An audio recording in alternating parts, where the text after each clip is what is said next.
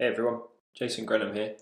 So I was just recently doing some analysis and I thought it would be really valuable to share this with you as some of you guys may get some value from it.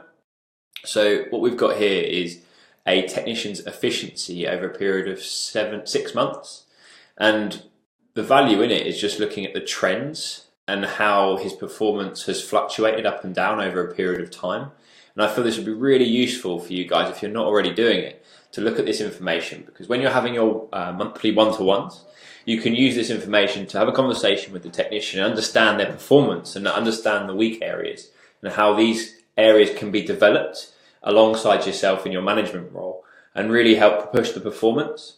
So I recommend you, if you're not doing this already, have a look at the trends over the period of 6 months, 12 months, and see how the performance has fluctuated, and it will show some really interesting results. If you need any help with it, by all means reach out and I'll be happy to guide you through the process. But otherwise, good luck with it. Cheers.